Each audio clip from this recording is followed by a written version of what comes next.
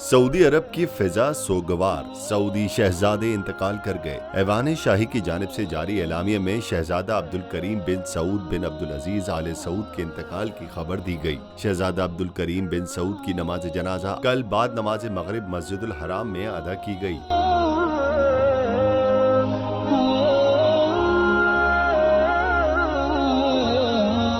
Saudi media के मुताबिक शहजादा Abdul Karim Saudi अरब के दूसरे फरमारवा शाह सऊद बिन अब्दुल अजीज के 49वें बेटे थे। उनकी वालिदा शहजादी सारा बिनते माजी आल गानम अल फहरी अल कहतानी थी। शहजादा अब्दुल करीम 1960 में पैदा हुए थे। उन्होंने प्राइमरी, मिडिल और सानवी तालीम सऊदी अरब में हासिल की, जिसके बाद वो आला तालीम के लिए अमरीका भी गए थे।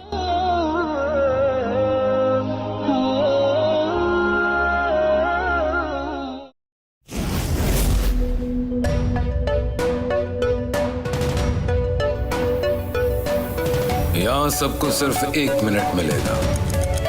And your time starts now.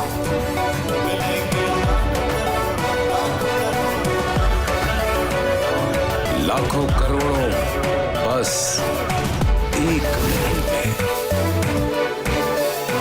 तो जीतो 1 मिनट में, जीतो 1 मिनट में, जीतो 1 मिनट में, जीतो 1 मिनट में।